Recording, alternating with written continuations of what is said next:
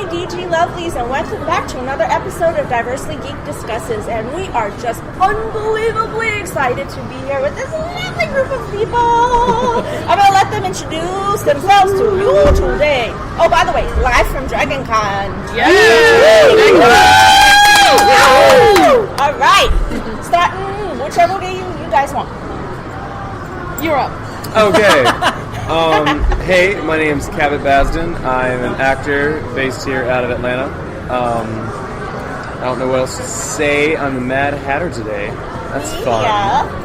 A Hatter who's mad, yeah. Mm-hmm. Hi, my name is Angela Davis. I'm an actress also here in Atlanta, and I am Auntie Chantel on the hit show Cloak and Dagger on Freeform, which just got picked up for another season. Super excited. Shout out to Marvel. It's good to be a part of the MCU representing today. I'm verklempt. If anybody knows me in my show, they know I'm verklempt. Sorry, go ahead. Good? Yeah. Me? Now? Okay. Hi, I'm Nick Schultz. I'm actually an actor, a podcaster as well, host of the show You Can Relate, where you will find actually a lot of interviews I've had with these fellow actors as well. If you're ever interested in it, just let me know.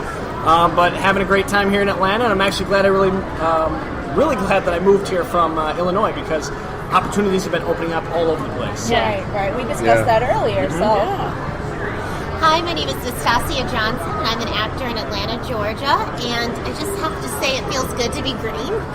I'm clearly Gamora from Guardians of the Galaxy. Why would it not? Fabulous. I mean, And I'm here with my friends, fellow actors, and my mentor, Angela Davis, and I'm having a blast. Yes. Awesome. I'm Stephen Bagaria. I'm a Georgia native, and I'm an actor and casting director and all kinds of great stuff, studio owner. So if you need an audition, come see me. And what's the name of that studio?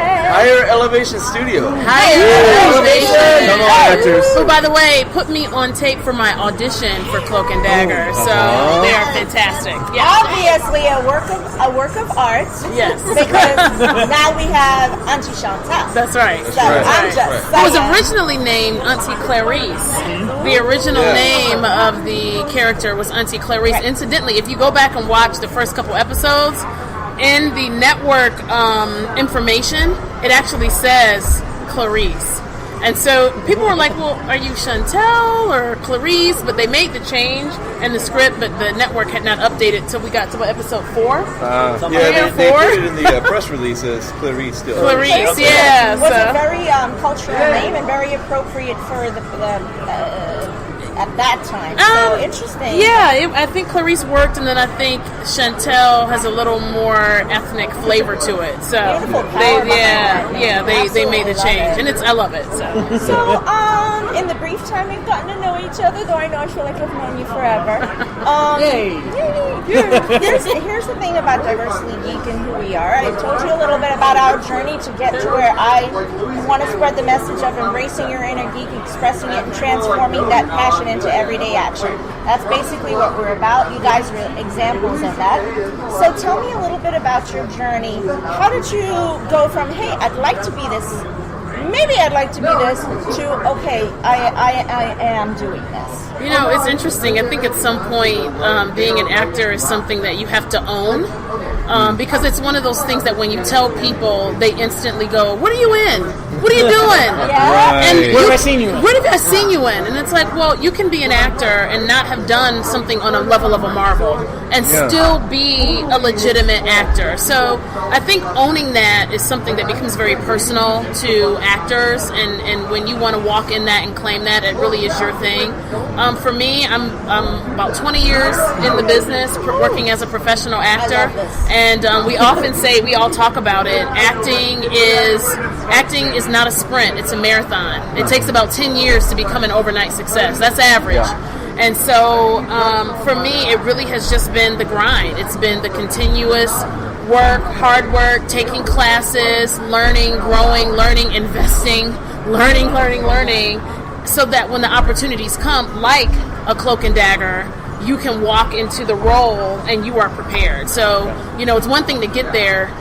Talent can get you there. You got to have the skills to stay there. So It's been 20 years of honing the craft, and when you get the opportunities, And take it. the journey is difficult. Yeah, it is. There's a stress and a struggle behind that. Do you mind like a few moments of letting the audience know, don't give up hope? Yeah, Lots of absolutely. no's. Yeah. Tons of no's. Yeah. I think the misconception, we talk about it all the time, is that actors are narcissistic and that we think about ourselves all the time. This is the industry where you are completely judged by your outer appearance. You could be a great person or a not so nice person. The industry is not concerned about that. It's all about your look, all about your type, and you get told no a lot. You're not good enough. You don't look the part. You're too tall, too short. You look too much like the lead. Not enough like the lead. You're just not it for us. So I don't know an industry where you go in getting told no 90% of the time, right? Michael Kostroff, who's a phenomenal actor, always says you're not getting the effing job. And it really becomes a mantra, so it helps you relax and get rid of nerves. Because this is an industry where actually performing and really working hard to get the job pretty much guarantees you're not getting the job, right? Because they want you real and grounded. They don't want a performance, right?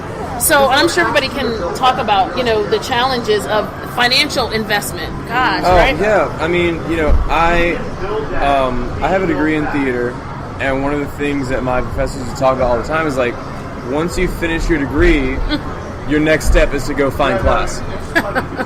Like, you're never done. If you're not on stage or you're not on set, then you should be in class. Yeah. And it is not easy, and it's not cheap to be an actor. We're all in class together. Angela's our instructor and our friend, and we pay monthly for these classes. I also do improv classes, workshops. We have to do headshots, which can cost several $100s.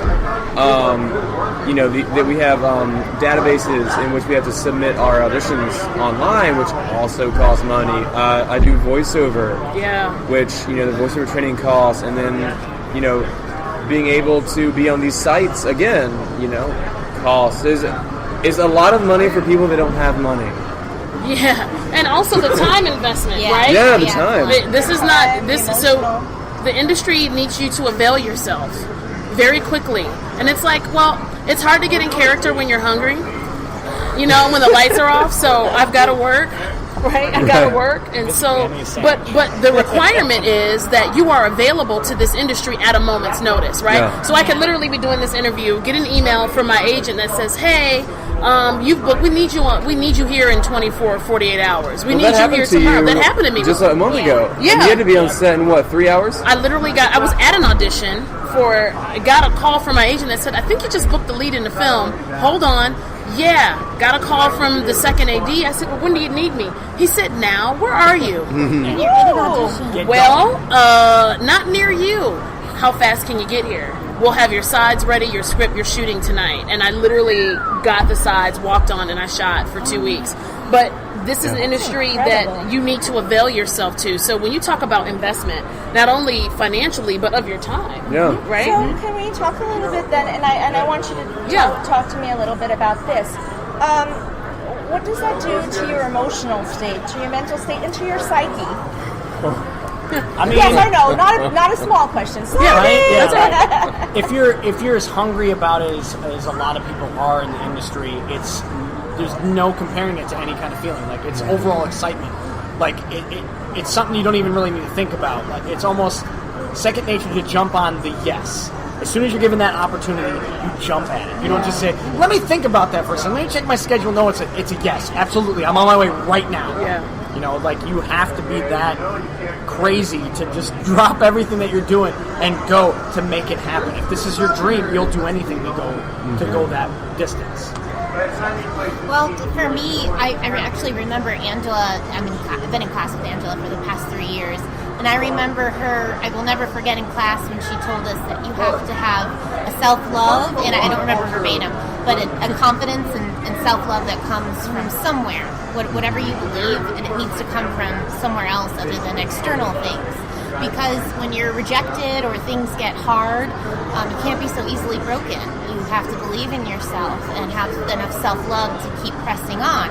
And for me, not to get all spiritual or anything, but for me, I've learned a lot about myself, and I've had to ask myself, whether it's what financial or time or stress or self-doubt, what's more important to me? Living my truth, being honest, and having self-love, or worrying what other people think All and that. worrying what I think. All that. Well, Yeah. That's you the know, thing, right there. obviously I'm living my truth and I'm having fun, I have integrity and passion, and I keep going, and I have a badass mentor, Miss Angela Davis. So I'm in good hands, and it's just, everything's great. We're here at DragonCon, So now having that fun. truth has gone out to the world. Yeah. So thank Yeah. you, Thank because you're you. going to be saving someone with this conversation. Well, I think if you can become grounded at this level, and we're all working actors, we're all trying to have that big moment, right? Right. A-listers account for a very small percentage of the hundreds of thousands of actors that are working and climbing and scratching our way to get to the top. And one of the things that I always say to the actors is that if you live for people's praise, you'll die by their criticism. And so you have to make sure that what honors you, what supports you, what dignifies you, what you pull on should be something that is not external, because the public perception and opinion will change just like that. They'll love you today and hate you tomorrow and then love you again. So you got to have a solid foundation on something else, right? Yeah. Oh yeah. And So you're looking at from both sides, aren't you? well, yeah. So as my day job, I'm an engineer for a telecom company.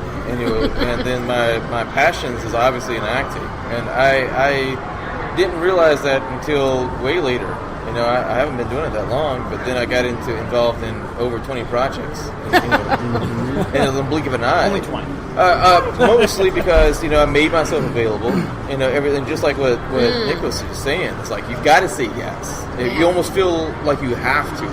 And have I turned down things before? Yes, a few times, but not very many. And to touch on that, I actually have a brother who's a stunt actor in the industry as well, and he's always been the one to say yes right away, and even if he doesn't know what's going on with his day job, whatever, because if you say, hang on, let me check my schedule, they're just going to go, oh, okay, no problem, and go to the next person. They're not going to give you that second chance. So as soon as you get the we need you here, you say, absolutely, I'm on my way. It really is a faith walk.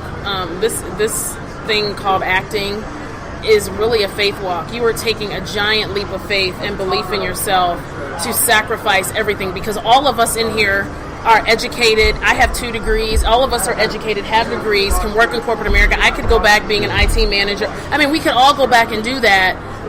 But I think there is something to say to be focused and to be intentional about your happiness. And I think at some point you have to be intentional about what it is you want in this life. You get one chance to do this, and why not be intentional about the things that are going to make you happy, and make sure you surround yourself with a community. Steven talks about a community all the time, making sure you have that community. Yeah, so one of the things that I've always been passionate about is building communities.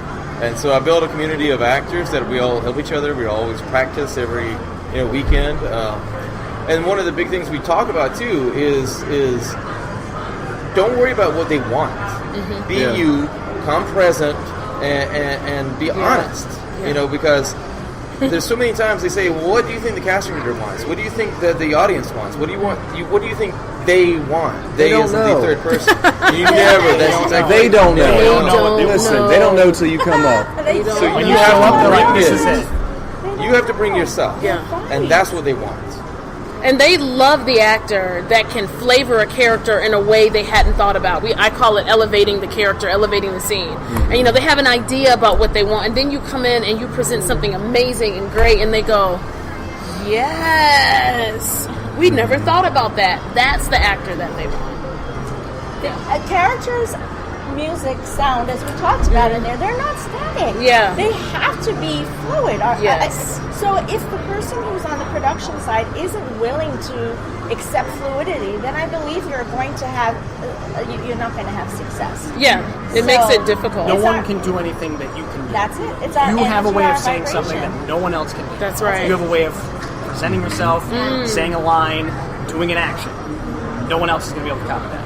Yep, that's our saying at DG that we're all imperfectly perfect. That's right. Yeah. So it is. No, that's the advice I always give an actor. Like that's exactly what I say in the Great audition minds think room. alike. So people always, they watch their tapes back, right? I do audition tapes. Sorry, in your and face. so No, you're good. So when they watch the tape back, they go, "Oh, I didn't do this right. I didn't do this little." And it's the most smallest thing that nobody in the world will notice. I say, "Well, are you playing a person or a robot?" And they're like, "Oh, a person." I said, "Humans are not perfect, so your performance has to be perfectly imperfect Yeah. every single time." Absolutely. Yeah. Very hard. Bam, Stephen. You know, I'm a medical provider for a living. 27 years in the nurse practitioner in the medical world, and my entire heart was always based in, man, I want to get this message. This message builds inside of me. It's part of who I am, and in no way, shape, or form would I ever have thought I'd be comfortable to sit on a camera and do this with people. And I just love this so much. I don't know if you can tell. But a little bit. Not at all.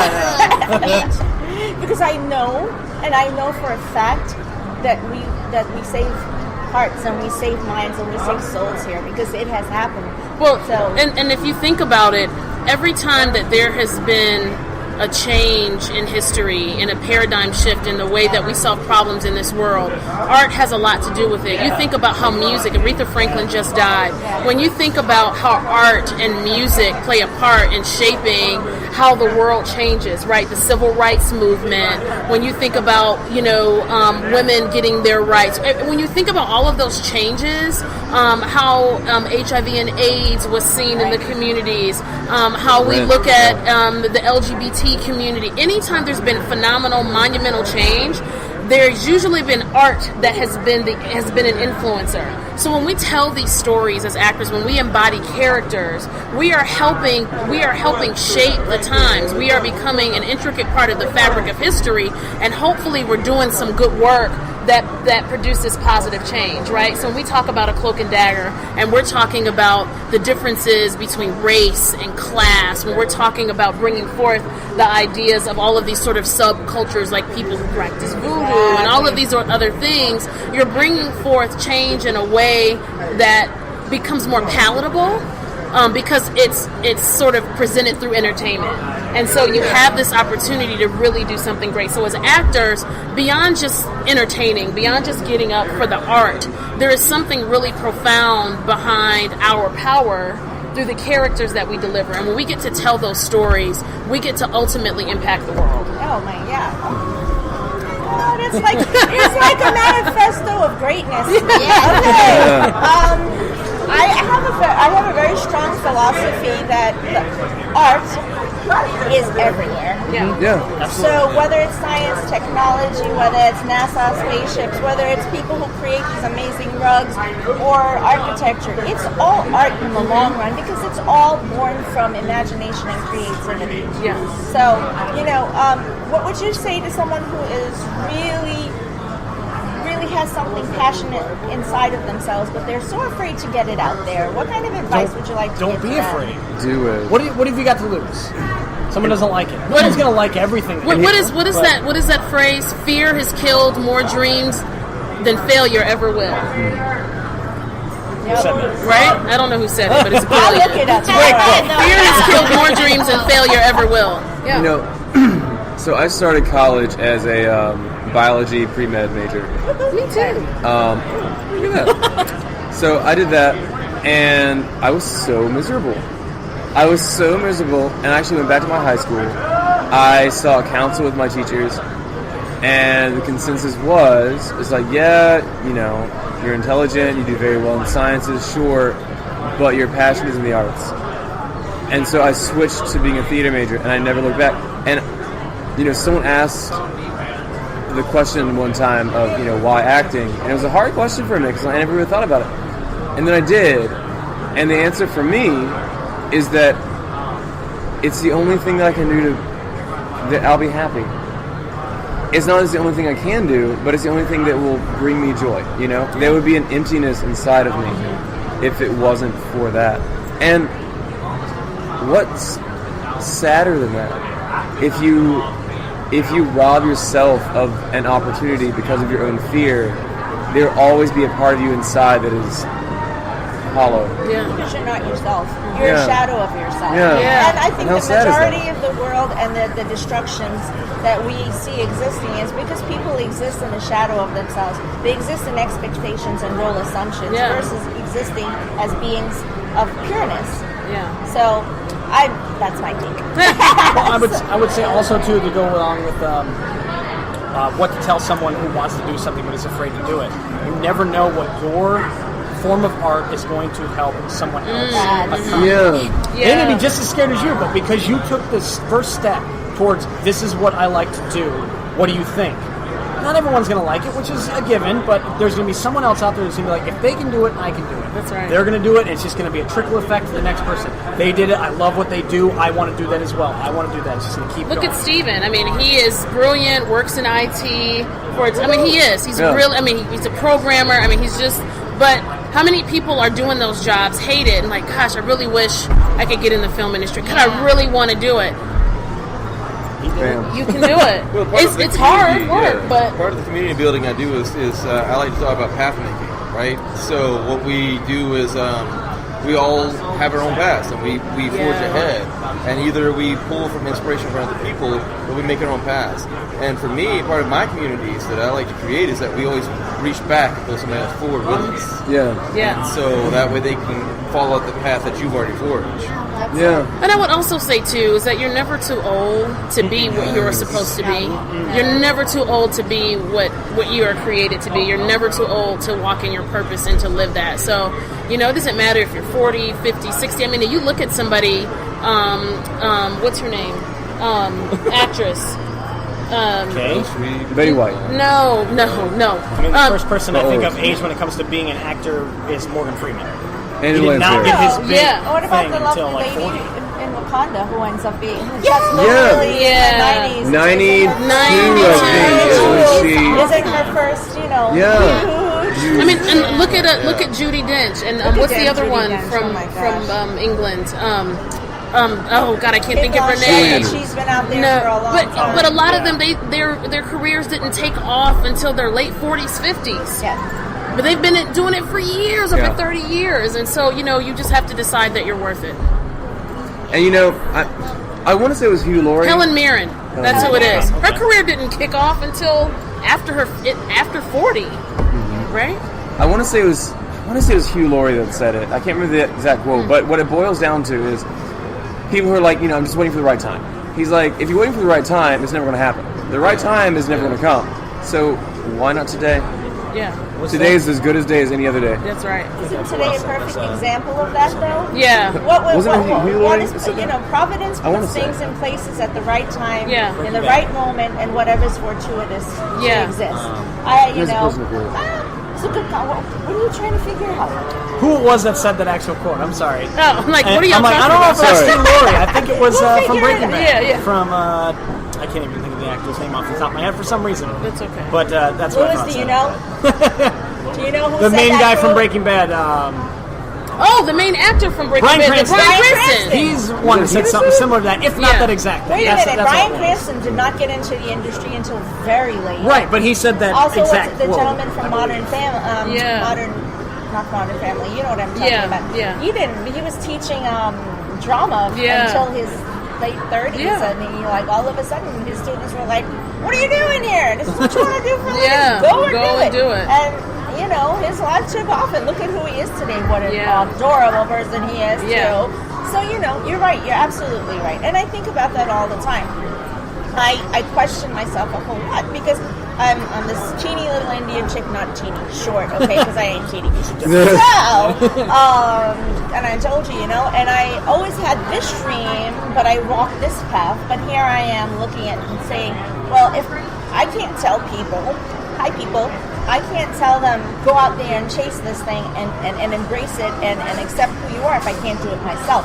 So my lovelies are always challenging me. They're like, why are you not doing it for yourself? Yeah. Believe in your own self. Yeah. Oh no, they keep me on my toes. Good, Yeah, good. Thank you, Mama absolutely. Toes. We all should have an accountability partner. Somebody Yeah. that checks us, calls us to the carpet, pushes us, nudges us, makes us see and be better than we think we can be. Yeah. That's amazing. Yeah. I think that no one, the only absolute in this world is that we're born into it and we're leaving it. Yeah. And the only constant is change. Yep. So if we just allow ourselves to understand that, don't you think we'd be a little easier on ourselves and not impose so much pressure on our humanity? So what? I know you guys have limited time. Thank you so much for being here. Tell me, just each of you around Robin, your greatest geek passion and why it had such an influence on you. Okay. Go. I'm gonna go. Yeah. All right. Well, my geekdom goes all the way back to the original Mighty Morphin Power Rangers. Been watching that since I was a kid. I still watch it to this day. I'm actually on a binge right now on Netflix because they have all the series. I started from the very first episode. I've been working my way up. I believe I'm on Mystic Force right now. So I've been working my way up there. I've always loved X-Men as well because I'm a 90s kid. I had the 90s cartoon show. I've gotten into the comic books. I like reading them. So all the stuff that's been going on with the Marvel MCU, I've been giving them pointers when we don't, specifically Angela. If she's got a question like, what is this character? I can give them to them. But that's where it started with me as a kid. Is I also used to always have the Fox Kids 90s show of the X-Men used to come out with a comic book. Specifically by Fox Kids. My dad would read that to my brother and I when we were kids. That and Ninja Turtles, we'd get into that all the time. He'd read the comic books to us at night. So that's where mine started. Yeah. So Austin St. John, you know who that is, right? yes, absolutely.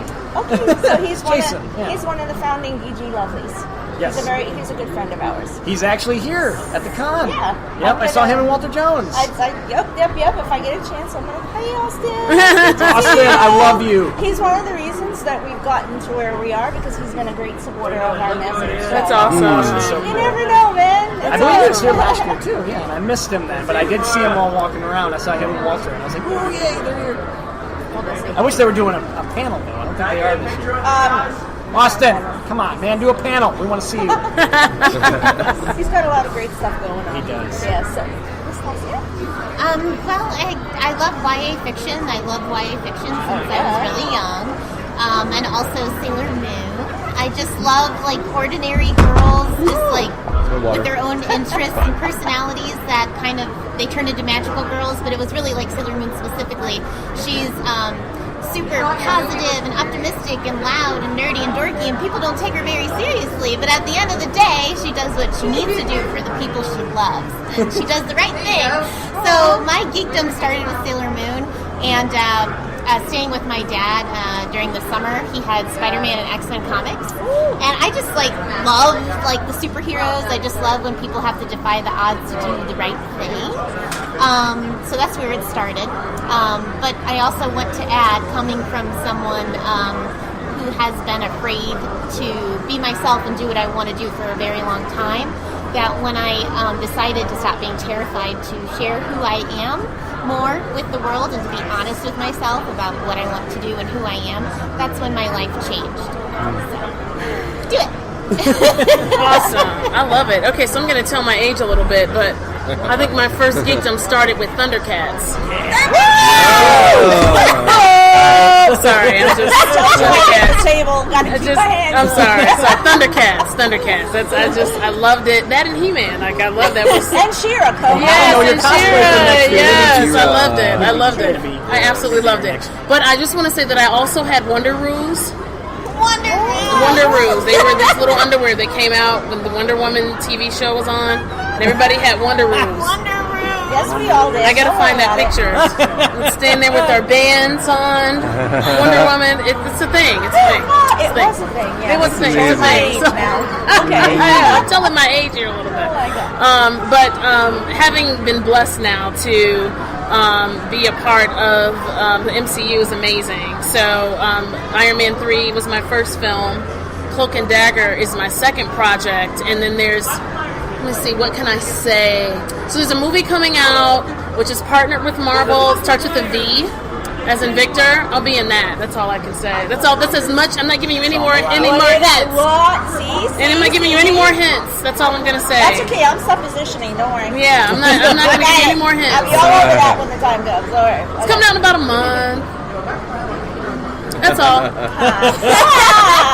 Okay. So like Angela, my first geekdom would have to be the original He-Man, the original Thundercats, the original She-Ra, the original G.I. Joe. Oh, G.I. Joe. The cartoons. The cartoon. Yeah. Not the original G.I. Joe, the guy that was this tall. You remember? Yeah. Yeah, it was like the 50s. Come on. Yeah. But so no, I mean that's where it really kind of all started. Then I got into comics. My dad had collected a few comics, just a few, and then I was like, oh, these are amazing. There's pictures and there's words all together, So I was really excited, and then I've been collecting comics ever since. So I've got boxes and boxes of comics. It's stupid, but anyway, He's not in good condition. What do you mean that's the... No, I'm just talking about how. Did you see my Bag and board 'em every time. I do a bag and board. Yeah. Bag and board 'em. You better bag and board. One, you Yeah. got another one that you don't Tons of touch. signed comics and everything. No idea how precious those are. Okay. So precious. For me, it started when I was like 4. My mom got an NES from a yard sale. So last year.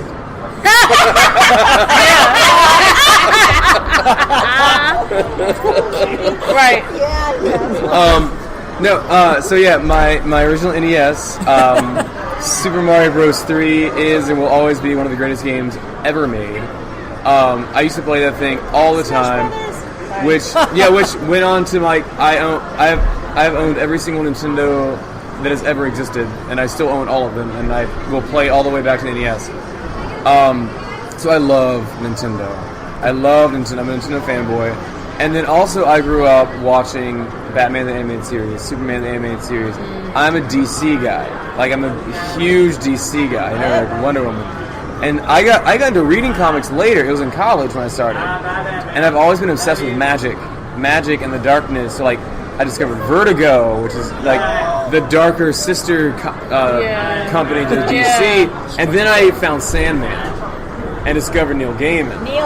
And I've read, or listened to, because audiobooks are amazing, in traffic. So I've listened to, I think, every single Gaiman book that he's written. And I own all of Sandman. I'm huge on John Constantine. And the Joker is everything in my entire life. That's true.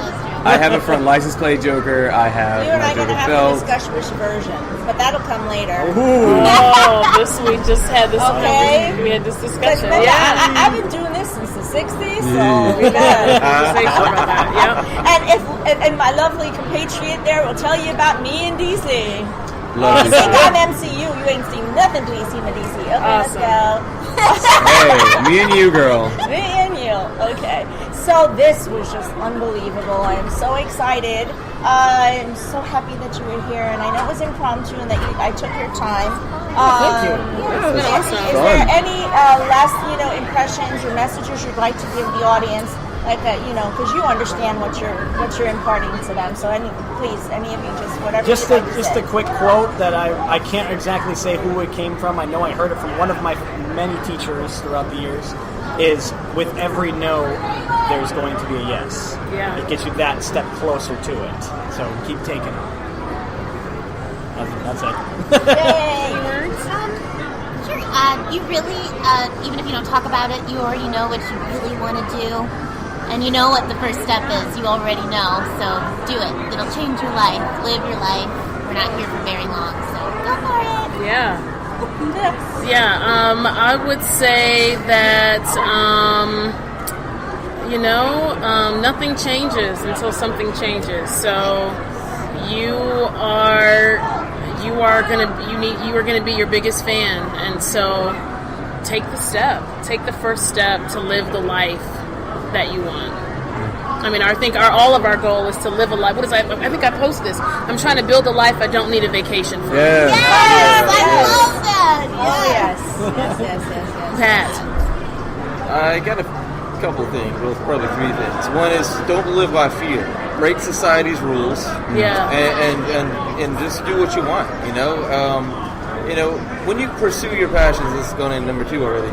It's already harder work to do your passions than it is to work for somebody else. Honestly, they always talking about when you go and do what you love, it's not work. It's work 24/7. Yeah. You don't stop working because you love it that much, Right. You know, and then